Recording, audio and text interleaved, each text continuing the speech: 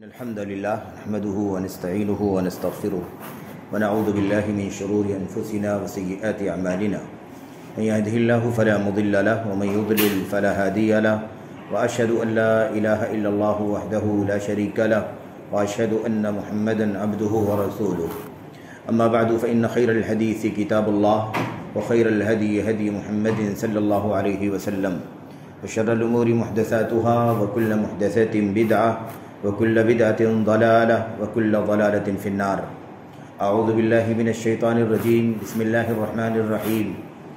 إن الذين اتخذوا العجل سينالهم غضب من ربهم وذلة في الحياة الدنيا. وقال عز من قائل ظهر الفساد في البر والبحر بما كسبت أيدي الناس. وقال النبي صلى الله عليه وسلم في حديث طويل قال فيه وَلَنْ يَنْزَعَهُ اللَّهُ عَنْكُمْ حَتَّى تَرْجِعُوا إِلَى دِينِكُمْ إلى آخر ما قال الله سبحانہ وتعالی وما قاله الرسول صلی اللہ علیہ وسلم. برادران اسلام، دینی اور ملی بھائیوں، نوجوان دوستوں، نوجوانوں، عزیزوں، اللہ تبارک و تعالی نے ہمیں اور آپ کو اس دنیا میں پیدا کیا اور سب سے بڑی نعمت اسلام کی، ایمان کی، خالص توحید کی اور اپنے نبی، آخری نبی محمد صلی اللہ علیہ وسلم کی سنت و سیرت کی عطا فرمائی. انسان اپنی زندگی میں جہاں بھی ہو، جس کسی حال میں ہو، جس کسی بھی طرح کی مشغولیت میں ہو، اسے ہمیشہ اس بات کو اپنے ذہن و دماغ میں، اپنے دل میں اچھی طرح سے پیوست رکھنا چاہیے کہ دنیا میں اللہ تبارک و تعالیٰ کی طرف سے سکھ اور چین، امن و سلامتی، عافیت، عزت، شان و شوکت، بلندی، نیک نامی اسی اسلام کی نعمت کے ذریعے سے ہے. اللہ تبارک و تعالیٰ سے بندے کا تعلق یہی ہے کہ بندہ اللہ تبارک و تعالیٰ کا بندہ ہے اور اسے اللہ تبارک و تعالیٰ کی مرضی اور اس کی پسند کے مطابق زندگی گزارنا چاہیے. دنیا میں بہت سارے ممالک ہیں، بہت سارے علاقے ہیں جنہیں مختلف انداز کی ترقیات حاصل ہیں، بہت ساری نسبتیں ہیں، بہت ساری اقوام ہیں، بہت ساری ملتیں ہیں. ماضی سے لے کر کے حاضر تک دنیا کے اندر یہ عام نظام اللہ تبارک و تعالیٰ نے بنا رکھا ہے. لیکن اللہ تبارک و تعالیٰ کے یہاں نظام جو ہے، سنت جو ہے اللہ تبارک و تعالیٰ کی اس دنیا میں عزت اور سربلندی کے حوالے سے، وہ نہ تو کوئی قوم ہے، نہ تو کوئی نسل ہے، نہ تو کوئی زبان ہے، نہ تو کوئی دنیا کا خطہ اور کوئی علاقہ ہے. اصل جو پیمانہ ہے، اصل جو معیار ہے عزت کا، شان و شوکت کا، سربلندی کا، امن و آشتی کا، سلامتی کا، سکھ کا، چین کا، وہ صرف اور صرف یہ ہے کہ بندہ اللہ تبارک و تعالیٰ کی اتاری ہوئی ہدایات، اللہ کی کتاب قرآن کریم اور ایسے ہی اللہ کے نبی صلی اللہ علیہ وسلم کی سنت اور آپ کی تعلیمات کو اپنی زندگی میں نافذ کریں. اس کے بغیر کوئی بھی نسبت انسان کو اس دنیا میں عزت اور شان و شوکت نہیں دلا سکتی. انسان اللہ تبارک و تعالیٰ پر صحیح معنوں میں ایمان نہ رکھے، صحیح معنوں میں اپنے نبی، اللہ کے نبی صلی اللہ علیہ وسلم کی سنت و سیرت پر عمل نہ کرے، صحیح معنوں میں اللہ تبارک و تعالیٰ کی نازل کردہ شریعت کے مطابق حلال و حرام کی پابندی کرتے ہوئے زندگی نہ گزارے، دنیا کی کوئی طاقت اسے عزت اور شان و شوکت نہیں دلا سکتی. وہ جس ملک میں رہتا ہے وہ ترقی یافتہ ہو سکتا ہے، وہ جس قوم اور قبیلے کا ہے اسے دنیوی اعتبار سے اونچا سمجھا جا سکتا ہے، عرب، عجم کی، یورپ کی کوئی ترتیب ہو سکتی ہے، لیکن اللہ تبارک و تعالیٰ کا نظام یہ کہتا ہے کہ عزت اور شان و شوکت کے لیے اللہ تبارک و تعالیٰ کی خالص توحید، نبی کریم صلی اللہ علیہ وسلم کی خالص سنت انسان کی زندگی میں ہونی چاہیے. اس کے علاوہ کوئی سورس نہیں ہے، کوئی راستہ نہیں، اس کے علاوہ کوئی تھیوری نہیں ہے دنیا کی جو ایک بندے کو اللہ تبارک و تعالیٰ کی طرف سے ان نعمتوں سے مالا مال کر سکے جس کی تلاش کرتا ہے انسان. میرے بھائیوں، اس وقت بھی اور ماضی قریب سے لے کر کے تقریباً پوری تاریخ میں ہی، لیکن دن بدن حالات جو بگڑتے جا رہے ہیں، اسلام کے نام لیوا وطن عزیز ہندوستان میں یا وطن عزیز سے باہر دنیا کے مختلف خطوں میں عام طور پر یہ شور ہوتا ہے، مسلمان چیختا چلاتا ہے، آوازیں لگاتا ہے کہ بڑے حالات خراب ہو رہے ہیں، کافی دشواریوں کا، مشکلات کا سامنا کرنا پڑ رہا ہے، سکھ اور چین جا رہا ہے، ایسا لگتا ہے کہ اب امن اور سلامتی کی میرے بھائیوں کوئی فضا قائم نہیں ہو سکے گی، ہماری جان خطرے میں ہے، ہمارے اموال خطرے میں ہے، ہماری عزت و آبرو خطرے میں ہے، ہمارے مقدسات خطرے میں ہیں، ہماری دینی درسگاہیں خطرے میں ہیں، ہماری عبادت گاہیں خطرے میں ہیں وغیرہ اس طرح کی باتیں، حتیٰ کہ انسان کا اپنا وجود انسانی زندگی میں ایسا لگتا ہے کہ وہ بھی خطرے سے گزر رہا ہے۔ اس طرح کے حالات اور اس کے علاوہ جو اللہ تبارک و تعالیٰ کی طرف سے مزید آفتیں، مصیبتیں، بلائیں زمینی یا آسمانی اترتی رہتی ہیں، وہ الگ سے، کہیں طوفان آ رہا ہے، کہیں سیلاب آ رہا ہے، نہ جانے کتنوں کی جانیں لے رہا ہے، کہیں آسمان سے کوئی آفت اتر جاتی ہے، کہیں مختلف انداز کی مصیبتیں اترتی ہیں اور انسان اس کی زد میں چلا جاتا ہے، بیماریاں آتی ہیں جان لیوا، ہلاک کرنے والی بیماریاں، جس میں انسان جھوج کر کے اپنے مال اور اپنی دولت سے بھی عاجز آ جاتا ہے اور پھر اس کی زندگی میں سوائے مایوسی کے کچھ دکھائی نہیں دیتا۔ اس طرح کے جو نازک حالات ہیں، ان حالات میں مسلمان چیختا ہے، چلاتا ہے، اور اس کے بعد جب اس کے سبب اور اس کے کارن پر جب غور کرتا ہے تو بہت محدود انداز میں سوچتا ہے،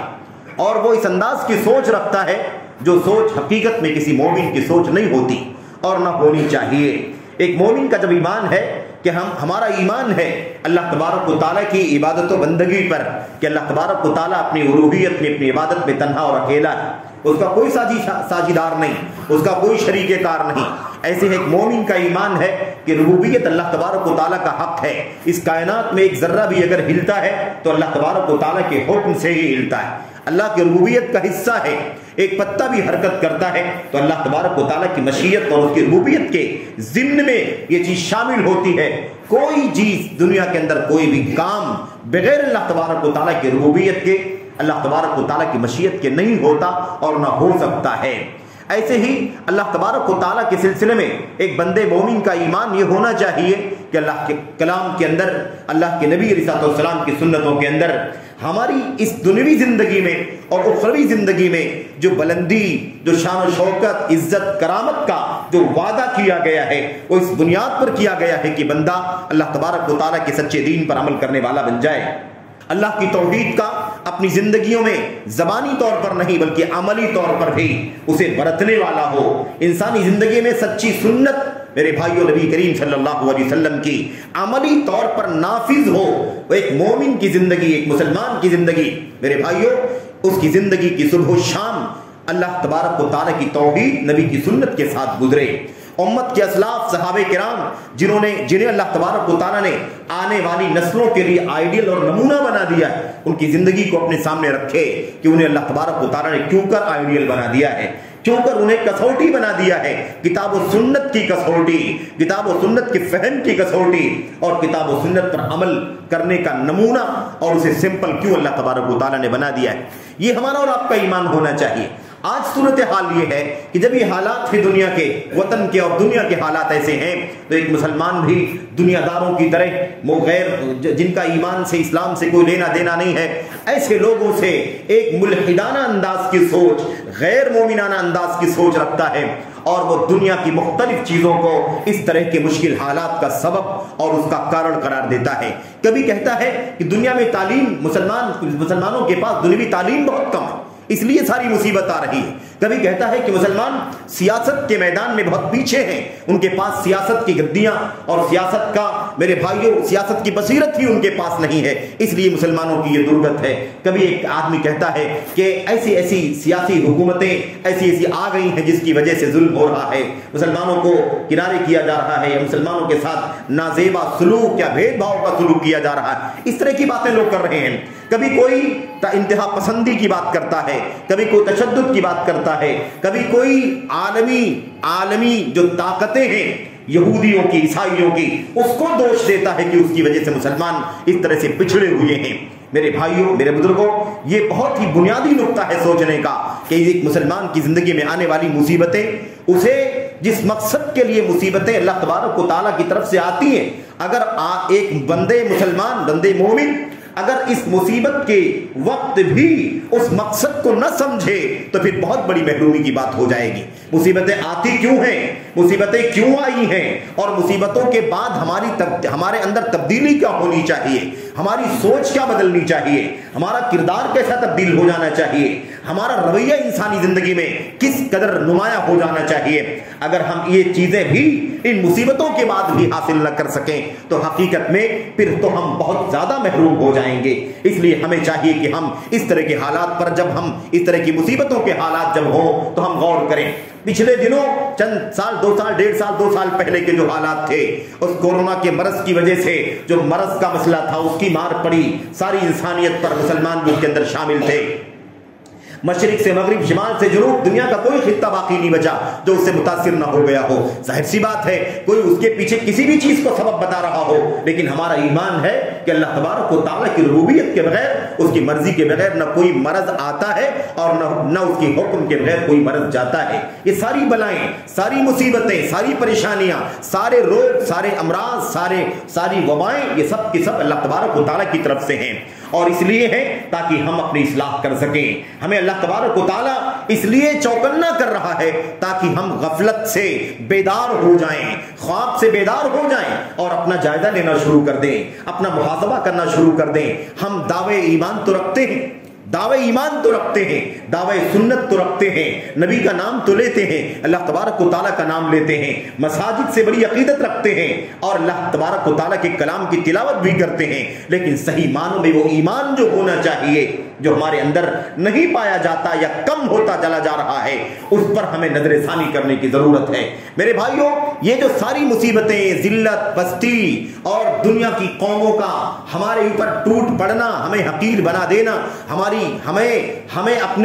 ہمیں صفحے ہستی سے مٹا دینے کی کوشش کرنا، یہ جو ساری صورتحال ہے، یاد رکھیں کہ یہ خالی نہیں ہے اللہ تبارک و تعالیٰ کا کلام، خالی نہیں ہے نبی کریم صلی اللہ علیہ وسلم کی سنت، اور خالی نہیں ہے صحابہ کرام کی زندگی کہ اس کے اندر اس طرح کے حالات میں ہمارے لیے کوئی رہنمائی نہ کی گئی ہو۔ یاد رکھیں خالی نہیں ہے، اللہ کا کلام بھرا پڑا ہے، اللہ کے نبی کی سنتیں بھری پڑی ہیں، امت کے اسلاف صحابہ کرام، تابعین، بعد کے ادوار کے لوگوں کی زندگیوں میں اس کے نمونے بھرے پڑے ہیں۔ ہمیں اس سے سبق لینے کی ضرورت ہے، ہمیں اپنے اندر تبدیلی پیدا کرنی ہوگی، اپنے جرم اور اپنے جرم کی سزا دوسرے کے حوالے کرنے سے نجات نہیں مل سکتی۔ ہم نے جرم کیا ہے، ہمیں اس کی سزا مل رہی ہے، ہم اس کا دوش کسی اور کو دینا شروع کر دیں، کسی اور کو تان کرنا شروع کر دیں، کسی اور کے سر پہ اس کا میرے بھائیو ٹھیکرا پھوڑنا شروع کر دیں، تو اس سے کوئی مسئلہ حل نہیں ہونے والا ہے۔ مسلمان کی ذمہ داری یہ ہے کہ وہ مسلمان کے انداز میں سوچے، مومن کی ذمہ داری ہے کہ مومنہ انداز میں سوچے، اور اللہ کے کلام، نبی کی سنت سے اور امت کے اسلاف کی سیرت سے صحیح معنوں میں سبق لینے کی کوشش کرے، اور یہ جانے کہ ذلت اگر اللہ تبارک و تعالیٰ ہمیں ذلیل نہیں کرے گا، اللہ تبارک و تعالیٰ کی طرف سے اگر ہمیں پست نہیں کیا جائے گا، تو ایمان کی بنیاد پر، توحید و سنت کی بنیاد پر دنیا کی کوئی طاقت ہمیں ذلیل اور پست نہیں کر سکتی ہے۔ اگر رسوائی اللہ کی طرف سے نہ آئی تو دنیا کی کوئی طاقت ہمیں رسوا نہیں کر سکتی ہے۔ اور ظاہر سی بات ہے کہ اگر رسوائی ہے، اگر ذلت و پستی ہے، اگر حقارت ہے اور دنیا کی قوموں نے ہمیں پورے طور پر پسماندہ بنا دیا ہے، تو ہمیں یہ غور کرنے کی ضرورت ہے کہ اس کے اسباب کیا ہیں، اس کے اسباب کیا ہیں، اس کی وجوہات کیا ہیں۔ میرے بھائیوں، اسی نقطے پر چند باتیں آپ کے سامنے کرنی ہے، اور اللہ سے دعا کرتے ہیں کہ اللہ تبارک و تعالیٰ کہنے والے کو سب سے پہلے ان باتوں پر غور کرنے اور عمل کرنے کی توفیق عطا فرمائے، پھر جن تک بھی باتیں پہنچ رہی ہیں، ہمارے بھائیوں تک، نوجوانوں تک، ماؤں تک، بچوں تک، اللہ تبارک و تعالیٰ سبوں کو اپنے کلام کی آیتوں سے اور اپنے نبی صلی اللہ علیہ وسلم کی سنت سے سبق اور عبرت حاصل کرنے کی توفیق عطا فرمائے، آمین رب العالمین۔ قرآن کریم کی 1-2 آیتیں آپ کے سامنے پڑھی گئی ہیں، 1-2 حدیثوں کی طرف اشارہ کیا گیا ہے۔ ہم نے عرض کیا کہ میرے بھائیوں، اس پہلو پر بے انتہا رہنمائی اللہ کے کلام کے اندر موجود ہے، بے انتہا رہنمائی نبی کریم صلی اللہ علیہ وسلم کی سنت میں موجود ہے، امت کے اسلاف، صحابہ، تابعین کی سیرت میں بے شمار نمونے موجود ہیں۔ آئیے ذرا سا ہم 1-2 آیتوں کو اور 1-2 حدیثوں کو پڑھ کر کے اس نقطے کو سمجھیں کہ یہ ذلت کیوں ہے، یہ پستی مسلمانوں کی کیوں ہے، یہ مظلومیت، مقہوریت کی زندگی ہم کیوں گزار رہے ہیں، ہماری حالت ہماری درگت ایسی کیوں ہو گئی ہے۔ ہمارا ماضی تو بڑا عظمت والا گزرا ہے، ہمارا ماضی بڑا شاندار گزرا ہے تو پھر ہمارا حال اتنا پست کیوں ہے؟ ہمیں غور کرنے کی ضرورت ہے میرے بھائیوں۔ کوئی سبب نہیں ہے، نہ کوئی سیاسی طاقت، نہ کوئی مالی طاقت، نہ دنیا کی کوئی اور طاقت ہمیں کوئی بھی میرے بھائیوں نقصان نہیں پہنچا سکتی۔ ہمارا ایمان ہے کہ جو مصیبتیں، جو پریشانیاں اللہ تبارک و تعالیٰ کی طرف سے ہماری حرکتوں کے نتیجے میں آنا طے ہیں، وہ آ کر کے رہیں گی، کوئی طاقت اسے ٹال نہیں سکتی۔ اور جو مصیبتیں نہیں آنے والی ہیں، نہیں آئی ہیں، دنیا کی ساری طاقتیں مل جاتی تب بھی ہم پر وہ مصیبتیں نہیں آ سکتی تھیں۔ یہ ہمارا ایمان ہونا چاہیے۔ اس کا تعلق مال سے ہو، اس کا تعلق عزت و آبرو سے ہو، اس کا تعلق جان سے ہو، اس کا تعلق صحت سے ہو، اس کا تعلق بزنس اور کاروبار سے ہو، اس کا تعلق امن و سلامتی اور عافیت سے ہو، کسی بھی چیز سے اس کا تعلق ہو، کوئی بھی طاقت ہمیں نقصان نہیں پہنچا سکتی۔ یہ سب مسئلہ ہمارا خود اپنا ہے۔ اللہ تبارک و تعالیٰ کے کلام کی آیتوں پر غور کریں۔ ظہر الفساد فی البر والبحر بما کسبت ایدی الناس، بر و بحر میں، خشکی اور تری میں جو بھی فساد آ رہا ہے، جو فساد ظاہر ہو رہا ہے، نمایاں ہو رہا ہے، اللہ تبارک و تعالیٰ فرماتا ہے یہ سب اسی لیے ظاہر ہو رہا ہے کہ تمہارے کرتوت گندے ہو گئے ہیں۔ بیما کسبت ایدی الناس، لوگوں کے کرتوتوں کا نتیجہ ہے، لوگوں کی بے ایمانی کا، بدعقیدگی کا، بدعملی کا، بے عملی کا، گناہوں کا، جرائم کا، منکرات کا، اللہ تبارک و تعالیٰ کے عذاب سے آزاد ہو جانے کا، اللہ تبارک و تعالیٰ کا خوف دل سے نکال دینے کا، دنیا پرستی کا، ہوس کا، حلال و حرام کی تمیز ختم کر دینے کا، ظلم و زیادتی کا، انارکی کا، سب سے پہلے شرک کا، اور اس کے بعد بدعت کا، اور اس کے بعد ان تمام چیزوں کا۔ میرے بھائیوں یہی وہ سبب ہے جس کی وجہ سے ہماری حالت یہ ہو گئی ہے۔ جب ہم صحیح ایمان والے تھے، ہمارے ایمان میں کوئی شرک و کفر کی ملاوٹ نہیں تھی، جب ہم سچے سنت پرست تھے، ہماری سنت میں کہیں بدعت کا اور ایسے ہی نفس پرستی کا کوئی دخل نہیں تھا، جب ہم نیک تھے، صالح تھے، ہمارے یہاں کوئی بدعملی اور بدکرداری نہیں تھی سوائے انسانی تقاضوں کے مطابق، تو ہم عزت اور شان و شوکت کی زندگی گزار رہے تھے۔ ماضی کا مطالعہ کر کے دیکھو، شاندار ماضی ہے ہمارا، عظمت والا ماضی ہے ہمارا۔ میرے بھائیوں یہ ذلت اور پستی ہمارے کرتوت کا نتیجہ ہے، اور یہ صرف اور صرف اللہ تبارک و تعالیٰ کی طرف سے بطور رحمت ہے، بھی یاد رکھو یہ بطور رحمت ہے، ورنہ اگر یہ جھٹکے نہ آتے،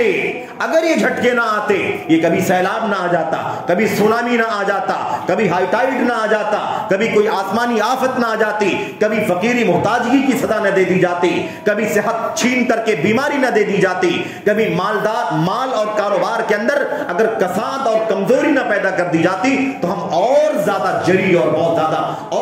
ہٹ دھرم ہو جاتے۔ ہمیں یاد بھی نہیں رہتا کہ ہمیں مرنا ہے، اللہ کے سامنے کھڑا ہونا ہے، حساب و کتاب دینا ہے، ہم بھول جاتے، فراموش کر دیتے۔ اس لیے اللہ تبارک و تعالیٰ کا یہ نظام ہے، اور یہ رحمت ہے کہ ہمیں اللہ تبارک و تعالیٰ ہلاک کرنے سے پہلے، پورے طور پر تہس نہس کر دینے سے پہلے چھوٹے چھوٹے جھٹکے بھیج کر کے ہمیں جگانا چاہ رہا ہے، بیدار کرنا چاہ رہا ہے۔ اللہ تبارک و تعالیٰ فرماتا ہے لِيُذِيقَهُمْ بَعْضَ الَّذِي عَمِلُوا لَعَلَّهُمْ يَرْجِعُونَ، تاکہ اللہ تبارک و تعالیٰ ان لوگوں نے جو بدعملی کی ہے، ان بدعمالیوں سے توبہ کر لے، اسے رجوع کر لے۔ اسی مقصد کے خاطر اللہ تبارک و تعالیٰ یہ چھوٹی چھوٹی مصیبتیں بھیجتا ہے تاکہ ان کو اس کا مزہ چکھائے اور انہیں احساس ہو کہ اگر ہم اس سے آگے بڑھے تو اللہ کا عذاب اور آئے گا، اور تجاوز کیا تو اللہ کی گرفت اور آئے گی۔ اگر ہم نے توبہ کر لیا تو جا کر کے مسئلہ حل ہوگا، ورنہ اس کے بغیر کوئی مسئلہ حل ہونے والا نہیں ہے۔ بہت سارے لوگوں کو آپ نے دیکھا ہوگا کہ وہ لوگ دنیوی ظاہری بہت سارے معاملات میں بہت اچھے ہوتے، بات چیت میں بہت اچھے ہیں، معاملات میں بہت اچھے ہیں، ڈسپلن میں بہت اچھے ہیں، کیریکٹر میں بہت اچھے ہیں، رہن سہن تال میل میں بہت زیادہ اچھے ہیں، بات چیت میں، معاملات میں، سلوک میں بہت اچھے ہیں، لیکن آپ دیکھیں گے کہ ان کا عقیدہ خالص جو توحید کا عقیدہ مطلوب ہے، اس کے اندر آپ کو شرک کی ملاوٹ ملے گی، غیر اللہ کے سامنے سر جھکاتا ہوگا، غیر اللہ کے سامنے ہاتھ پھیلاتا ہوگا، غیر اللہ سے فریاد کرتا ہوگا، غیر اللہ سے مدد مانگتا ہوگا، اللہ کے سوا کو عالم الغیب سمجھتا ہوگا، اللہ تبارک و تعالیٰ کو ہر جگہ حاضر و ناظر سمجھتا ہوگا۔ ایسی بہت ساری شرک کی چیزیں اس کے عقیدے میں پائی جاتی ہوں گی۔ مجھے بتاؤ جو جڑ ہے عزت کا، ایمان سب سے بنیادی چیز ہے جس پر بلندی ملنے کا وعدہ کیا گیا ہے، جس کی بنیاد پر شان و شوکت ملے گی، اس کا اللہ تبارک و تعالیٰ نے وعدہ کیا ہے۔ اگر اس جڑ کو ہم نے ضائع کر دیا تو یہ اوپر کی چیزیں ہمیں کس کام میں، ہمارے کس کام آ سکتی ہیں اور ہمیں کون سی عزت اور شان و شوکت دلا سکتی ہیں؟ ہمیں غور کرنے کی ضرورت ہے میرے بھائیوں، اس لیے یہ بات سمجھنے کی ہے۔ اللہ تبارک و تعالیٰ نے فرمایا ہے نا وَلَا تَهِنُوا وَلَا تَحْزَنُوا وَأَنْتُمُ الْأَعْلَوْنَ إِن كُنتُم مُؤْمِنُونَ إن كُنتم مؤمنین، تمہیں نہ تو پست ہونے کی ضرورت ہے، نہ تو تمہیں بزدل ہونے کی ضرورت ہے، نہ تمہیں غم کرنے کی ضرورت ہے۔ اگر تم صحیح معنوں میں ایمان والے ہو تو تم ہی سب سے بلند رہو گے۔ بلندی کا وعدہ ایمان کے ساتھ ہے، بلندی کا وعدہ شان و شوکت کا وعدہ خالص توحید کے ساتھ ہے، خالص سنت کے ساتھ ہے۔ اس دنیا میں سربلندی کے لیے یہ بنیادی شرط ہے۔ یاد رکھو اگر یہ جوہر کھو گیا، اور ایسے دوسری چیز اگر نبی کی سنت انسان کی زندگی میں نہیں ہے، بدعات ہیں، خرافات ہیں، خواہشات نفسانی ہے، اس فرقے سے تعلق، اس فرقے سے تعلق، اس سے تعلق، اس سے تعلق، کہیں رافضیت غالب ہے، کہیں عقل پرستی غالب ہے، کہیں ہوس پرستی غالب ہے، کہیں میرے بھائیو خارجیت ہے، کہیں تصوف ہے، کہیں اندھی تقلید ہے کہ کتاب و سنت کے دلائل کے سامنے بھی انسان، کتاب و سنت کے دلائل کے سامنے بھی انسان کسی امتی کی بات کو مقدم کرنے پر مصر رہتا ہے، اڑا رہتا ہے۔ یہ سارے وہ مسائل ہیں میرے بھائیو جو انسان کو اس بلندی سے، اس سر بلندی سے نیچے اتار دیتے ہیں۔ خطرناک مسئلہ ہے میرے بھائیو۔ ہم نے آپ کے سامنے چند آیتیں پڑھی ہیں، آئیے ذرا اس کی وضاحت کریں۔ اللہ تبارک و تعالیٰ نے فرمایا، اور یہ نقطہ یاد رکھنا، یہ بالکل نص ہے، نص۔ اگر عقیدہ درست نہیں ہے تو عزت شان و شوکت نہیں بلکہ ذلت اور پستی مقدر ہے۔ اللہ تبارک و تعالیٰ نے فرمایا ان الذین اتخذوا العجل، اور یہ دو آیتیں صرف سمجھ لیں تو مسئلہ حل ہو جائے گا، بقیہ ساری آیتیں حدیثیں اسی دو آیت کریمہ کے اندر شامل ہو جائیں گی۔ آئیے پڑھ کے دیکھ لیں۔ اللہ تبارک و تعالیٰ فرماتا ہے ان الذین اتخذوا العجل سینالهم غضب من ربهم وذلة في الحیاة الدنیا وَكَذَلِكَ نَجْزِي الْمُفْتَرِينَ وَالَّذِينَ عَمِلُوا السَّيِّئَاتِ ثُمَّ تَابُوا مِن بَعْدِهَا وَآمَنُوا إِنَّ رَبَّكَ مِن بَعْدِهَا لَغَفُورٌ رَحِيمٌ۔ یہ دونوں آیتیں اپنے ذہن میں رکھیں، اس کا معنی سمجھ لیں۔ اللہ کی قسم ہے انسانی زندگی میں، مسلمان کی زندگی میں، مومن کی زندگی میں یہ کایا پلٹ کرنے والی آیتیں ہیں، اسے دوبارہ ہوش میں لانے والی آیتیں۔ اللہ تبارک و تعالیٰ فرماتا ہے یقیناً جن لوگوں نے بچڑے کو اپنا رب بنا لیا ہے، جن لوگوں نے، یہ حضرت موسیٰ اور فرعون کے واقعے کے ضمن میں حضرت ہارون علیہ السلام کا جو پورا واقعہ ہے اس ضمن میں یہ آیت کریمہ موجود ہے، نص ہے، دلیل ہے بالکل ٹھوس۔ اللہ تبارک و تعالیٰ فرماتا ہے بے شک جن لوگوں نے بچڑے کو اپنا معبود بنا لیا، بچڑے کو معبود بنایا، اللہ تبارک و تعالیٰ کو خالص توحید کا جو حق ہے اس کا، اسے نہ دے کر کے کس کو معبود بنا لیا؟ جن لوگوں نے بچڑے کو معبود بنا لیا۔ سینالہم غضب من ربہم، بہت جلد ان لوگوں کو اللہ تبارک و تعالیٰ کا غضب پکڑ لے گا۔ وَذِلَّةٌ فِي الْحَيَاةِ الدُّنْيَا، اور دنیاوی زندگی میں ذلت ان کے اوپر آ کر کے رہے گی۔ دیکھا یہ نص ہے۔ اگر توحید خالص نہیں، اگر توحید کھری نہیں ہے، ملاوٹ ہے شرک کی، حق عبادت اللہ کے سوا کسی اور کو اگر دے دیا گیا تو اس کا انجام کیا ہوگا؟ اللہ کے غضب کی مار پڑے گی اور دنیاوی زندگی میں عزت کا نام و نشان نہیں، ذلت اور پستی مقدر ہو جائے گی۔ کیا ہوگا بھائی؟ وَذِلَّةٌ فِي الْحَيَاةِ الدُّنْيَا، یہ دنیاوی زندگی ہے۔ ہم لوگ چاہتے ہیں ہمارا عقیدہ بھی جیسا تیسا رہے، شرک کی ملاوٹ رہے، خالص توحید نہ رہے، خالص اللہ تعالیٰ کی بندگی نہ رہے، اور ہم عزت پائیں، شان و شوکت پائیں، بلندی پائیں، کافی دولت، کافی شان و شوکت اور بہت زیادہ صحت اور عافیت۔ کہاں سے ممکن ہے میرے بھائی؟ یہ تو دونوں ایک دوسرے کی ضد ہیں۔ اللہ فرماتا ہے جن لوگوں نے بچڑے کو معبود بنا لیا ہے بہت جلد اللہ کا غضب ان کے اوپر آئے گا اور دنیاوی زندگی میں ذلت ان کا مقدر ہے، نہیں ممکن ہے، عزت شان و شوکت نہیں مل سکتی۔ دیکھا آپ نے، اگر توحید خالص نہیں ہے تو اللہ کے غضب کی مار پڑے گی اور ذلت دنیاوی زندگی میں آئے گی۔ وَكَذَلِكَ نَجْزِي الْمُفْتَرِينَ، کوئی کہہ سکتا ہے یہ بات تو کس کے لیے ہے؟ یہ تو بنی اسرائیل کے لیے ہے، بنی اسرائیل کے لیے، حضرت موسیٰ علیہ السلام کی قوم کے لیے، فرعونیوں کے لیے نہیں۔ اللہ تبارک و تعالیٰ کا کلام قیامت تک کے لوگوں کے لیے، آخری صبح تک یہ ہے اللہ کا کلام۔ اللہ تبارک و تعالیٰ نے آگے فرما دیا وَكَذَلِكَ نَجْزِي الْمُفْتَرِينَ، اور ایسے جھوٹوں کو ہم ایسے ہی سزا دیا کرتے ہیں۔ افترا کسے کہتے ہیں؟ جھوٹ گھڑنا۔ اللہ تبارک و تعالیٰ ہی تنہا توحید کا، تنہا عبادت کا مستحق ہے، وہی معبود حقیقی ہے، وہی سچا الہ ہے۔ اگر ہم نے یہ حق کسی اور کو دے دیا تو ہم افترا کرنے والے بن جائیں گے، جھوٹے ہو جائیں گے، اللہ تبارک و تعالیٰ پر تہمت لگانے والے بن جائیں گے، حق کی عبادت کسی اور کو دینے والے بن جائیں گے۔ اللہ نے فرمایا ایسا کرنے والے جیسا بنی اسرائیل نے کیا، اللہ کی توحید کا حق اللہ کے بجائے کسی اور کو دے دیا، بچڑے کو معبود بنا لیا۔ اب چاہے بچڑے کو بناؤ یا کسی انسان کو بناؤ، کسی جن کو بناؤ، کسی ولی کو بناؤ، کسی فرشتے کو بناؤ، کسی کو بھی بناؤ میرے بھائیوں، سب ایک ہے اللہ تبارک و تعالیٰ کے یہاں۔ اللہ کے حق کی توحید میں شراکت کی کوئی گنجائش نہیں ہے۔ یاد رکھو وَكَذَلِكَ نَجْزِي الْمُفْتَرِينَ، افترا پردازی کرنے والوں کو ہم ایسی ہی سزا دیا کرتے ہیں، چاہے موسیٰ کی قوم ہو، وہ سال ہو، وہ زمانہ ہو، اس کے بعد کا زمانہ ہو، اس کے بعد کا زمانہ، آج کا زمانہ، قیامت تک آنے والے سارے دور۔ وَكَذَلِكَ نَجْزِي الْمُفْتَرِينَ، ہم ایسے جھوٹوں کو ایسی ہی سزا دیا کرتے ہیں، ایسا ہی بدلہ، یعنی وہی ذلت آ کر کے رہے گی، وہی اللہ کا غضب ٹوٹ کر کے رہے گا۔ یہ تو ہو گئی بات عقیدے کی، سمجھ میں آ گئی نا ایمان کی بات۔ عمل کی زندگی ذرا دیکھو، اگلی والی آیت کریمہ، آگے آیت میں اللہ فرماتا والذین عملوا السیئات، اور یاد رکھو جن لوگوں نے بدعملی کی ہے، بدعملی ہماری عبادات، ہمارے معاملات، ہمارا کاروبار، ہمارا نکاح طلاق، ہماری روزی روٹی، یہ جو انسانی زندگی کے گناہ ہیں، عملی زندگی، ایمان اور عقیدے کے ساتھ یہ عمل بھی صحیح ہونا چاہیے۔ کچھ لوگ روایتی مسلمان بن کر زندگی گزارتے ہیں، ہمارا ایمان باپ دادا کے زمانے سے توحید کا ہے، سنت کا ہے، یہ ہے، اور عمل کی زندگی میں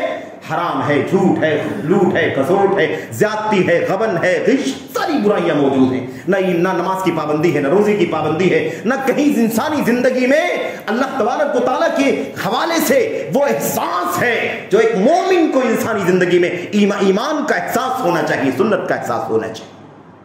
ایک ماڈرن انداز کی زندگی جس میں دین کی کوئی چھاپ عام طور پر دکھائی نہیں دیتی، ایسے بھی بہت سارے ہمارے بھائی ہیں۔ میرے بھائی تو عرض کر رہا تھا، اللہ فرماتا ہے والذین عملوا السیئات، اور یاد رکھو جن لوگوں نے بدعملی کی ہے، جن کا عمل گندا ہے،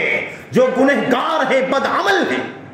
والذین عملوا السیئات، اللہ اکبر۔ اور اس کے بعد آگے کیا فرمایا؟ ثم تابوا من بعدها، لیکن پھر بدعملی کرنے کے بعد پھر سے توبہ کر لیا، وآمنوا، اور سچا ایمان بھی لے آئے۔ ایمان بھی سچا اور عمل بد سے، بدعمالیوں سے توبہ، یہ دو شرطیں ہیں۔ اللہ تبارک و تعالیٰ فرماتا ہے ان ربک من بعدها لغفور رحیم، تو ایسا کرنے کے بعد اللہ تبارک و تعالیٰ یقیناً بہت زیادہ بخشنے والا ہے، بہت بڑا مہربان ہے۔ تو پتہ یہ چلا کہ اگر یہ بدعملی اگر نہ ختم ہوئی تو اللہ تبارک و تعالیٰ کی طرف سے ذلت کی مار ختم نہیں ہوگی میرے بھائیوں۔ اور جتنی مصیبتیں آتی ہیں اس حوالے سے آپ جانتے ہیں، مدینۃ الرسول صلی اللہ علیہ وسلم سے زیادہ مقدس سرزمین مکہ کی بات تو نہیں ہے دنیا میں کوئی، ہے کہ نہیں؟ مکہ سے اللہ کے نبی نکلے تھے ہجرت کے وقت تو آپ نے فرمایا تھا واللہ یا مکہ انکی لارض لاحب ارض اللہ الی اللہ، مکہ اللہ کی قسم ہے اللہ کی نظر میں تجھ سے زیادہ محبوب سرزمین کوئی نہیں، اور مجھے اگر یہاں سے مجبوراً نہ نکلنا ہوتا، نکالا نہ گیا ہوتا تو میں تجھے چھوڑ کر کے کہیں اور نہیں جاتا، لیکن ہجرت کرنا ہے، حالات ایسے ہو گئے ہیں تو مجھے ہجرت کرنا ہے، اللہ کی طرف سے حکم آ چکا ہے یہاں سے جاؤ، اس لیے میں جا رہا ہوں۔ اس کے بعد دنیا کا سب سے مقدس میرے بھائیوں خطہ زمین کون؟ مدینۃ الرسول صلی اللہ علیہ وسلم۔ مکہ مدینہ میں دجال بھی داخل نہیں ہوگا، اس کے کناروں پر، اس کی گلیوں پر، اس کے نکڑوں پر فرشتے مقرر ہیں میرے بھائیوں، نہ تو طاعون داخل ہو سکتا ہے نہ دجال کی انٹری ہو سکتی۔ یہ سعادت ہے ان دونوں شہروں کو۔ مدینۃ الرسول میں نہ اللہ کے نبی کے زمانے میں کوئی زلزلہ آیا، نہ صدیق اکبر کی زندگی میں کوئی زلزلہ آیا۔ عمر بن خطاب کا دور 10.5 سال کا تھا، ان کے دور خلافت میں مدینے میں زلزلہ آ گیا میرے بھائیوں۔ راوی کہتے ہیں کہ زلزلہ آیا، نماز کی حالت میں تھے، کچھ احساس ہوا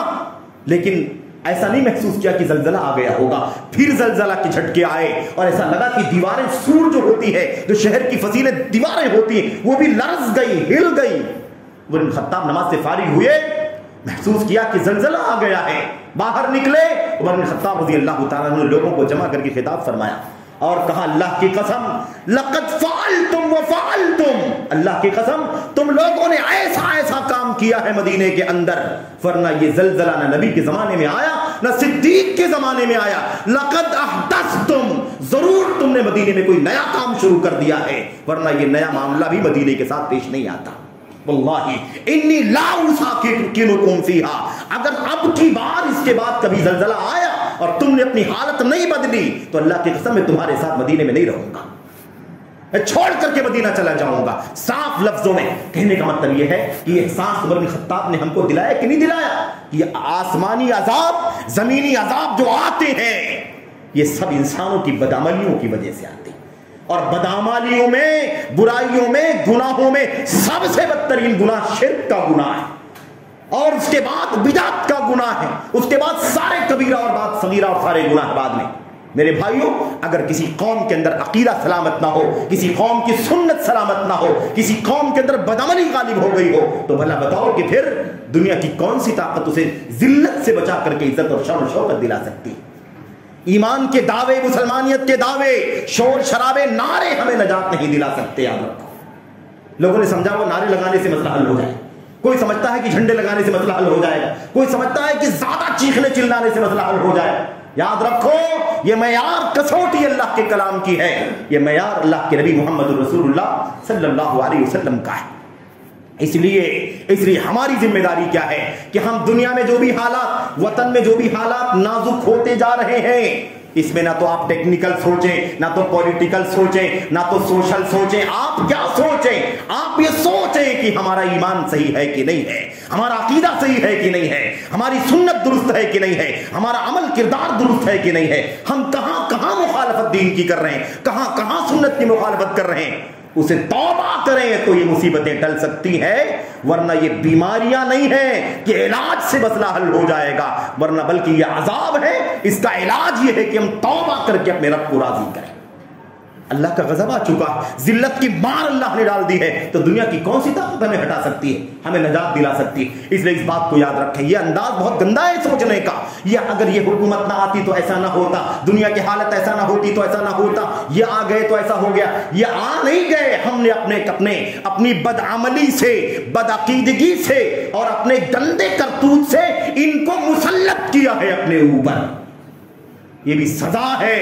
اگر ہمارا ایمان و عقیدہ درست ہوتا، ہمارا عمل و کردار درست ہوتا، تو یہ ظالم کوئی مسلط بھی ہم پر نہ ہوتا۔ ظلم کو لوگ کہتے ہیں فلاں آ گیا،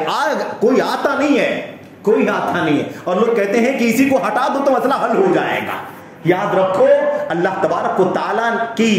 ربوبیت کے بغیر ایک پتا ایک ذرہ بھی نہیں ہلتا، جو آیا ہے وہ اللہ کے لانے سے آیا ہے، اور ہمارے کردار کی گندگی کی وجہ سے یہ حالت ہوئی ہے۔ اگر اللہ تبارک و تعالیٰ کی جناب پھر توبہ کر لیں، اپنی اصلاح حال کر لیں، اپنے کردار کو سنوار لیں، تو انشاءاللہ تبارک و تعالیٰ بالکل بعید نہیں، یقین ہے کہ اللہ تبارک و تعالیٰ پھر اس ذلت کو ٹال کر کے عظمت اور شان و شوکت کی دوبارہ توفیق عطا فرما دے گا۔ یہ ہماری سوچ ہونی چاہیے۔ اللہ کے نبی محمد رسول اللہ صلی اللہ علیہ وسلم کے ایک دو حدیثوں کی طرف اشارہ کیا تھا، وہ بات بیان کر کے بات ختم کرتا ہوں۔ سنن کی روایت نبی کریم صلی اللہ علیہ وسلم کی، آپ نے اس کے اندر بیان فرمایا، اذا تبایعتم بالعین واخذتم اذناب البقر ورضیتم بالزرع وترکتم الجہاد سلط اللہ علیکم ذلا لا ينزعه عنکم حتی ترجعوا الی دینکم۔ اللہ کے نبی نے فرمایا، جب تم سودی کاروبار کرو گے، دیکھو دنیا کے حالات، لوگوں کے بزنس کا جائزہ لے کر کے دیکھو، لوگوں کے کاروبار کا جائزہ لے کر کے دیکھو، لوگوں کے انکم کے سورسز کا جائزہ لے کر کے دیکھو، کتنی ملاوٹیں حرام کی، حرام کاروبار، سودی کاروبار، یہ آنا چاہیے، آنا چاہیے، آنا چاہیے، آنے کا راستہ حلال کا ہو یا حرام کا ہو، اس کی فکر کرنے کو مسلمان بھی دھیرے دھیرے تیار نہیں ہو رہا ہے، اور کہتا ہے آج کل ترقی یافتہ دور ہے، آج کون بچ پائے گا سود سے، آج کون بچ پائے گا آج سود سے، انٹرسٹ سے، رشوت سے، آج کل تو کاروبار میں کرنا ہی پڑتا ہے۔ آج مسلمان کی زبان سے یہ باتیں سننے کو آتی ہیں، بھلا بتاؤ کہ عزت کا راستہ ہے یا ذلت کو دعوت دینا ہے؟ زناکاری، بدکاری، فحاشی کا عالم کیا ہے؟ ہمارا کردار گندا تو اللہ کی سنت آئے گی، ہمارا کردار صحیح تو اللہ کی سنت آئے گی کہ اللہ ہمیں عزت اور شان و شوکت عطا فرمائے۔ یہ وعدہ ہے اللہ تبارک و تعالیٰ کا، اس میں کوئی تبدیلی ہونے والی نہیں ہے۔ وَلَن تَجِدَ لِسُنَّتِ اللَّهِ تَبْدِيلًا وَلَن تَجِدَ لِسُنَّتِ اللَّهِ تَحْوِيلًا، اللہ کی سنت میں کوئی تبدیلی آپ نہیں دیکھیں، نظام ہے یہ،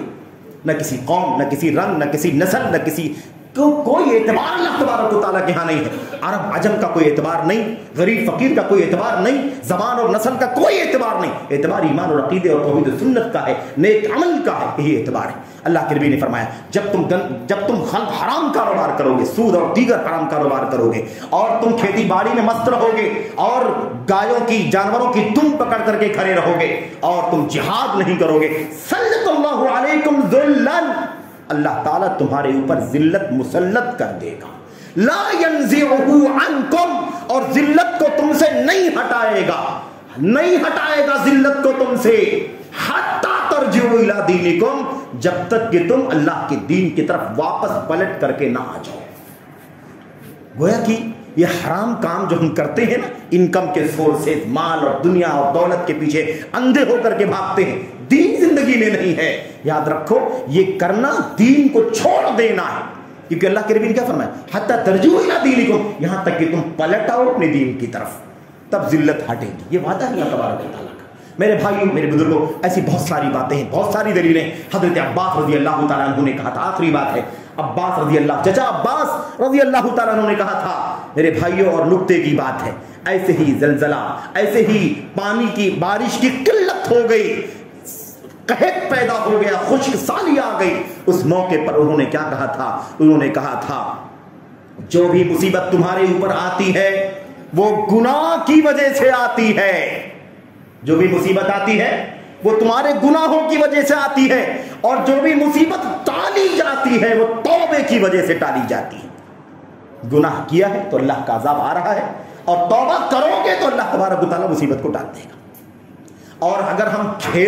کھلواڑ کریں گے کہ مصیبت آئی تو گریا کرنا شروع کر دیا، اور مصیبت ٹلی پھر اپنی حرکت پر پلٹ آئے، تو پھر اللہ کی سنت پھر لوٹ آئے گی۔ ان تعودوا نعود، اگر تم لوٹو گے گناہوں کی طرف، بدعقیدگی کی طرف، جرائم کی طرف، نعود، تو ہم بھی لوٹیں گے اسی کی طرف۔ سنت اللہ تبارک و تعالیٰ کی۔ میرے بھائیو، یہ اللہ کے کلام کی بہت ساری آیتوں کا مضمون ہے، مختصر طور پر آپ کے سامنے چند باتیں عرض کی گئی۔ اللہ سے دعا ہے کہ اللہ تبارک و تعالیٰ کہنے والے کو سب سے پہلے خود عمل کرنے کی توفیق عطا فرمائے۔ اللہ تعالیٰ ہم سب کو اپنی اصلاح حال کرنے کی توفیق عطا فرمائے، اپنا جائزہ لینے، محاسبہ کرنے، اپنے کردار، گھر میں، بال بچوں میں، کاروبار میں، بزنس میں، متعلقین میں، پڑوسیوں میں، ہر پہلو پر اپنی اصلاح حال کر کے اپنی زندگی کو سنت کے مطابق اور امت کے سلف کی سیرت کے مطابق بنانے کی توفیق عطا فرمائے۔ یہی حل ہے اپنی مصیبتوں کو ٹالنے کا، اپنی آزمائشوں سے نجات حاصل کرنے کا، کامیابی حاصل کرنے کا، اور اللہ کے عذاب سے چھٹکارا پانے کا، یہی حل ہے۔ اس کے ساتھ کوئی تھیوری نہیں، کوئی شارٹ کٹ نہیں ہے، اس بات کو یاد رکھیں۔